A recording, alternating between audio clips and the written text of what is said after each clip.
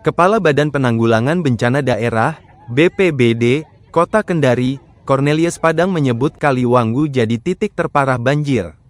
Hal ini disampaikannya usai mengunjungi kawasan sekitar Kaliwanggu, Kelurahan Lepo-Lepo, Kecamatan Baruga, Kota Kendari, Provinsi Sulawesi Tenggara, Sultra. Jadi memang akibat curah hujan tinggi dan intens menyebabkan beberapa wilayah di Kota Kendari mengalami banjir. Memang dari beberapa titik banjir, Kaliwanggu ini cukup parah, ujar Cornelius Padang, Minggu, tanggal 29 Juni tahun 2025. Ia menambahkan, kondisi medan yang sangat rendah menjadikan air di kawasan tersebut tertinggal dan menciptakan genangan air. Banjir di Kaliwanggu ini memberi dampak pada 4 RT, di antaranya RT 01, 10, 12, dan 14, dengan total 103 KK dan 402 jiwa terdampak, tutupnya.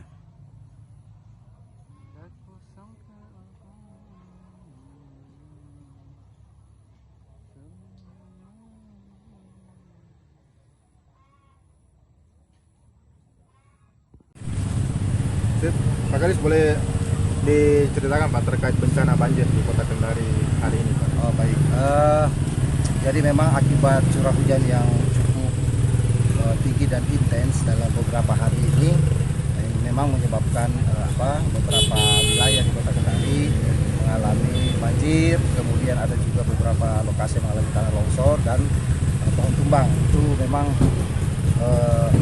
pada umumnya yang terjadi di Kota Kendari ketika curah hujan sangat tinggi. Nah, untuk wilayah terdampak memang ada beberapa titik, tapi yang paling agak parah memang di Kaliwanggu ini. Memang langganan tiap tahun ya kalau saya bilang, karena warga yang bermukim di sini memang masih sangat banyak dan masih dalam wilayah kerendahan. Kalau untuk di Kaliwanggu ini, kakak sampai data tadi pagi itu kakak kurang lebih ada 103 KK, kemudian 402 ya untuk jiwa yang terdampak di 4 RT yang ada di Kelurahan Lepo-Lepo ini, RT 14, 12, 10, dan RT 1.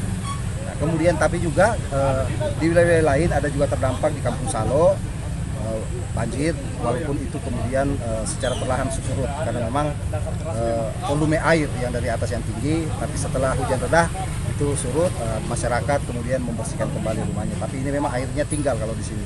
Kemudian di Kelurahan Punggaloba juga banjir di RT 10, kemudian di Kelurahan Tipulu begitu juga, bahkan di Kelurahan Tipulu itu merusak ada rumah warga ya, dua kakak yang terdampak. Di Kelurahan Watu-Watu pohon tumbang ya yang menimpa satu rumah, rusaknya cukup parah. Kemudian di Korumba juga pohon tumbang yang menutup jalan, di Alolama dan di Puwatu juga kemarin malam itu pohon tumbang. Tapi semua sudah bisa kita atasi, secara umum bisa kita atasi. Cuma memang sampai hari ini laporan-laporan dari warga tentang kondisi longsor itu masih ada. Dan secara swadaya dan secara kedaruratan kami coba tangani dengan upaya-upaya kedaruratan sementara yang maksimal. Minimal kita memasang tenda untuk menahan longsor, dan kemudian kami merekomendasikan ke instansi teknis untuk segera melakukan langkah-langkah terukur. Saya kira itu yang bisa kami sampaikan terkait kondisi, dan kita berharap sih mudah-mudahan cuaca ini sudah bisa sedikit mereda, frekuensi hujan bisa mudah-mudahan tidak terlalu besar lagi sehingga warga yang terdampak bisa berangsur-angsur banjirnya bisa surut. Kalau sampai sore ini ada berapa titik pengungsian? Ya untuk di lokasi Wanggu ini memang pengungsian kita hanya buka di Wanggu karena memang terdampak warganya cukup besar, cukup banyak, dan airnya itu tinggal, airnya itu tidak mengalir ya, jadi dia tinggal membenahi rumah warga. Itu kita membuka 4 posko. 3 posko, 1 posko yang dari teman-teman Kementerian Sosial Provinsi, kemudian kami dari BPD Provinsi membuka 2 posko untuk bisa menampung kurang lebih 103 KK yang ada di sekitar Kaliwanggu. Jadi penanganannya selain pengungsian apa saja? Ya, kita di posko ini kita mendirikan posko, kemudian kita menyediakan perbekalan makanan untuk tanggap darurat masyarakat. Sebenarnya kita belum menetapkan ya untuk membantu belum menetapkan status. Besok kami rencana untuk mengeluarkan status siaga darurat untuk mengantisipasi kondisi lebih lanjut yang kita tidak harapkan. Tapi di posko ini kita akan menyediakan makanan siap saji, cepat saji untuk masyarakat di 3 posko ini. Mudah-mudahan ini bisa membantu masyarakat yang terdampak. Setiap hari bisa tersedia makanan bagi mereka. Mereka tidak perlu lagi dipusingkan untuk urusan memasak. Nanti teman-teman yang akan melakukan proses masak-memasak. Pak, imbauannya Pak terakhir Pak, Himbauan yang pertama kesiapsiagaan dan kewaspadaan.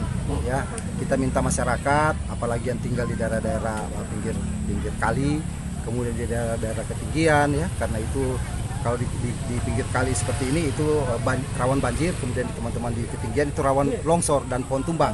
Ya, untuk senantiasa siap siaga dan masing-masing menjaga diri, meningkatkan kewaspadaan karena curah hujan itu yang masih cukup tinggi ini bisa saja tiba-tiba air meluap atau ada pohon tumbang atau ada tanah yang besar, ya.